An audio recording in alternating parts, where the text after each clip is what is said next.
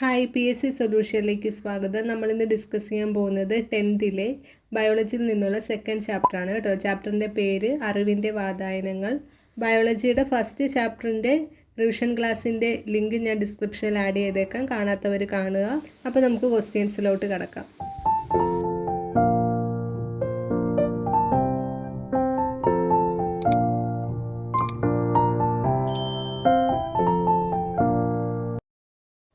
ഒന്നാമത്തെ ക്വസ്റ്റ്യൻ, ചുവടെ കൊടുത്തിരിക്കുന്നവയിൽ കണ്ണിലെ മധ്യപാളിയായ രക്തപടലത്തിൻ്റെ ഭാഗമായിട്ടുള്ളവ കണ്ടെത്തുക. ഓപ്ഷൻ സി ആണ് കറക്റ്റ് ആൻസർ. 3, 4 ശരിയായിട്ട് വരുന്നത്. അതായത് പ്യൂപ്പിള്, ഐറിസ്. ബാഹ്യകർണത്തിൻ്റെ ഭാഗമായിട്ട് വരുന്നതാണ് കോർണിയ. അന്ധബിന്ദു, ബ്ലൈൻഡ് സ്പോട്ട് ഏതിൻ്റെ ഭാഗമായിട്ട് വരുന്നതാണ്?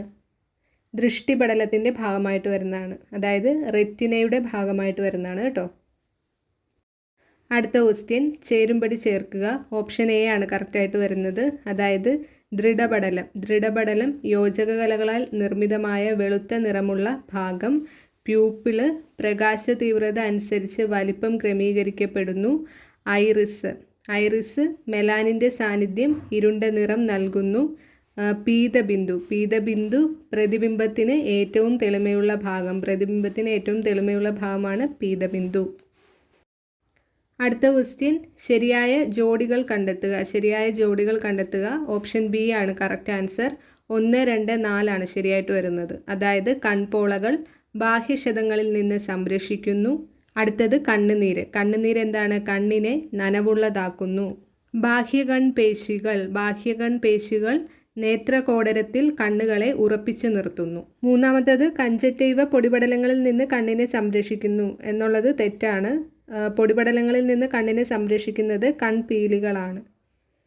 അടുത്ത ക്വസ്റ്റ്യൻ, വിട്രിയസ് ദ്രവവുമായി ബന്ധപ്പെട്ട് ശരിയായ പ്രസ്താവനകൾ കണ്ടെത്തുക. ഓപ്ഷൻ ബി ആണ് 2, 3 ശരിയായിട്ട് വരുന്നത്. അതായത് കണ്ണിന് ആകൃതി നിലനിർത്താൻ സഹായിക്കുന്നു. ലെൻസിനും റെറ്റിനയ്ക്കും ഇടയിലെ അറയിൽ നിറഞ്ഞിരിക്കുന്നു. ഇവിടെ ഒന്നാമത്തെ സ്റ്റേറ്റ്മെൻറ്റിൽ കോർണിയക്കും ലെൻസിനും ഇടയിലുള്ള ദ്രവം ഏതാണ്? അക്വസ് ദ്രവമാണ്. അതുപോലെ തന്നെ കണ്ണിലെ കലകൾക്ക് ഓക്സിജനും പോഷണവും നൽകുന്നത് ഏത് തന്നെയാണ്? അക്വസ് ദ്രവം തന്നെയാണ്. അടുത്ത ക്വസ്റ്റ്യൻ, കണ്ണിലെ പ്രകാശ ക്രമീകരണവുമായി ബന്ധപ്പെട്ട് ചുവടെ കൊടുത്തിരിക്കുന്ന പ്രസ്താവനകൾ പരിശോധിച്ച് ഉചിതമായവ തിരഞ്ഞെടുക്കുക. ഓപ്ഷൻ സി ആണ് കറക്റ്റ് ആൻസർ. അതായത് 2, 3, 4 ശരിയായിട്ട് വരുന്നത്. അതായത് തീവ്രപ്രകാശത്തിൽ വലയപേശികൾ സങ്കോചിക്കുന്നു. ഐറസിനും പ്യൂപ്പിളിനും കണ്ണിലേക്ക് പതിക്കുന്ന പ്രകാശത്തിൻ്റെ അളവ് നിയന്ത്രിക്കുന്നു. തീവ്രപ്രകാശത്തിൽ പ്യൂപ്പിൾ ചുരുങ്ങുന്നു. അടുത്ത ക്വസ്റ്റ്യൻ, അകലെയുള്ള വസ്തുക്കളെ നോക്കുമ്പോൾ കണ്ണിലുണ്ടാവുന്ന മാറ്റങ്ങളുമായി ബന്ധപ്പെട്ട പ്രസ്താവനകളിൽ തെറ്റായവ കണ്ടെത്തുക. ഓപ്ഷൻ ഡി ആണ് കറക്റ്റ് ആൻസർ. അതായത് 2, 4 തെറ്റായിട്ട് വരുന്നത്. ആദ്യം ശരിയായിട്ട് വരുന്ന സ്റ്റേറ്റ്മെൻറ്റ് ഏതൊക്കെയാണെന്ന് നോക്കാം. ഒന്നാമത്തത് സിലിയറി പേശികൾ വിശ്രമാവസ്ഥയിലാകുന്നു. ഫോക്കൽ ദൂരം കൂടുന്നു. അത് രണ്ടും ശരിയായിട്ട് വരുന്ന സ്റ്റേറ്റ്മെൻറ്റാണ്. 2, 4 സ്റ്റേറ്റ്മെൻറ്റാണ് ഇവിടെ തെറ്റായിട്ട് വരുന്നത്. അതായത് ലെൻസിൻ്റെ വക്രത കൂടുന്നു എന്നുള്ളത് തെറ്റാണ്. ലെൻസിൻ്റെ വക്രത കുറയുന്നു, അതാണ് കറക്റ്റായിട്ട് വരുന്നത്. അതുപോലെ തന്നെ സ്നായുക്കൾ അയയുന്നു, അത് തെറ്റായിട്ടുള്ള സ്റ്റേറ്റ്മെൻറ്റാണ്. സ്നായുക്കൾ വലിയുന്നു എന്നുള്ളതാണ് കറക്റ്റായിട്ട് വരുന്ന സ്റ്റേറ്റ്മെൻറ്റ്.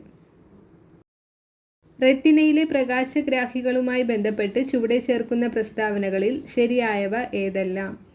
ഓപ്ഷൻ ബി ആണ് 1, 3, 4 ശരിയായിട്ട് വരുന്നത്. അതായത് ഒന്നാമത്തത് കോൺ കോശങ്ങളിൽ അയഡോപ്സിൻ എന്ന കാഴ്ചവർണ്ണകം അടങ്ങിയിരിക്കുന്നു. ദണ്ഡാകൃതിയിൽ കാണപ്പെടുന്ന കോശങ്ങളാണ് റോഡ് കോശങ്ങൾ. നാലാമത്തത് കോൺ കോശങ്ങളുടെ പ്രവർത്തനമാണ് വർണ്ണക്കാഴ്ച സാധ്യമാക്കുന്നത്. അപ്പോൾ 1, 3, 4 ശരിയാണ്. 2 ഇവിടെ തെറ്റായിട്ട് വരുന്നത് കേട്ടോ. അതായത് പച്ച, ചുവപ്പ്, നീല എന്നീ നിറങ്ങളെ തിരിച്ചറിയാൻ റോഡ് കോശങ്ങൾ സഹായിക്കുന്നു എന്നുള്ളത് തെറ്റാണ്. അതായത് പച്ച, ചുവപ്പ്, നീല എന്നീ നിറങ്ങളെ തിരിച്ചറിയാൻ സഹായിക്കുന്ന കോശങ്ങൾ ഏതാണ്? കണ്ണിലെ കോൺ കോശങ്ങളാണ് കേട്ടോ. അപ്പം ആ ഒരു സ്റ്റേറ്റ്മെൻറ്റ് ഇവിടെ തെറ്റാണ്. അടുത്ത ക്വസ്റ്റ്യൻ, ചേരുംപടി ചേർക്കുകയാണ്. ഓപ്ഷൻ സി ആണ് കറക്റ്റായിട്ട് വരുന്നത്. അതായത് ഒന്നാമത്തത് നിശാന്തത മങ്ങിയ വെളിച്ചത്തിൽ വസ്തുക്കളെ കാണാൻ കഴിയാത്ത അവസ്ഥയാണ്. രണ്ടാമത്തെ ഏതാണ്?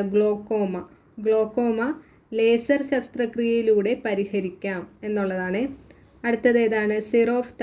സിറോഫ്താൽമിയ വൈറ്റമിൻ എയുടെ അഭാവം മൂലം കോർണിയ വരണ്ട അതാര്യമാകുന്നു.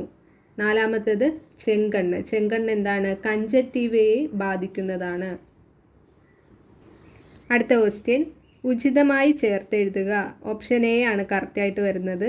അതായത് ഒന്നാമത്തേത് മധ്യകർണത്തെ ബാഹ്യകർണത്തിൽ നിന്ന് വേർതിരിക്കുന്നു. മധ്യകർണത്തെ ബാഹ്യകർണത്തിൽ നിന്ന് വേർതിരിക്കുന്നത് എന്താണ്? കർണപടമാണ്, കർണപടം. രണ്ടാമത്തേത് കേൾവിക്ക് സഹായിക്കുന്ന ആന്തരകർണത്തിലെ ഭാഗമാണ് കോക്ലിയാണ് കേട്ടോ, കോക്ലിയ.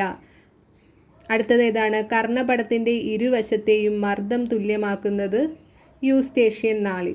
ഓക്കെ. അടുത്ത ക്വസ്റ്റ്യൻ, ജീവികളും അവയുടെ ഗ്രാഹികളുമായി ബന്ധപ്പെട്ട ശരിയായ ജോഡികളെ കണ്ടെത്തുക. ഓപ്ഷൻ ബി ആണ് കറക്റ്റായിട്ട് വരുന്നത്. 2, 3 ശരിയായിട്ട് വരുന്നത്. അതായത് ഈച്ച. ഈച്ചയുടെ ഏതാണ്? ഒമാറ്റീഡിയാണ്, ഒമാറ്റീഡിയ. അടുത്തത് പാമ്പ്.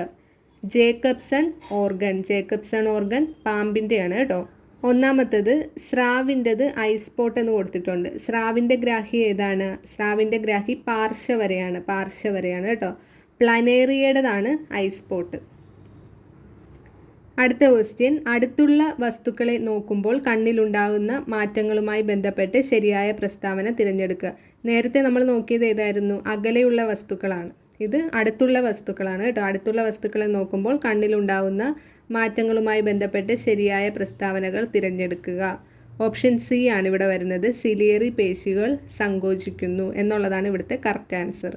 ഒന്നാമത്തത് സിലിയറി പേശികൾ വിശ്രമാവസ്ഥയിലാകുന്നു എന്നുള്ള സ്റ്റേറ്റ്മെൻറ്റ് തെറ്റാണ്. സിലിയറി പേശികൾ വിശ്രമാവസ്ഥയിലാകുന്നത് അകലെയുള്ള വസ്തുക്കളെ നോക്കുമ്പോഴാണ്.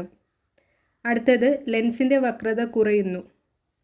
ലെൻസിൻ്റെ വക്രത കൂടുന്നു എന്നുള്ളതാണ് കറക്റ്റ്. ഫോക്കൽ ദൂരം കൂടുന്നു, ഫോക്കൽ ദൂരം കുറയുകയാണ് ചെയ്യുന്നത് കേട്ടോ. അതുകൊണ്ട് ഫോക്കൽ ദൂരം കൂടുന്നു എന്നുള്ളൊരു സ്റ്റേറ്റ്മെൻറ്റ് തെറ്റാണ് അവിടെ.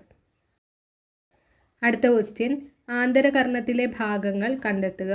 ആന്തരകർണത്തിലെ ഭാഗങ്ങൾ ഏതൊക്കെയാണ്? ഓപ്ഷൻ സി ആണ് കേട്ടോ കറക്റ്റായിട്ട് വരുന്നത്. 3, 4 ശരിയായിട്ട് വരുന്നത്.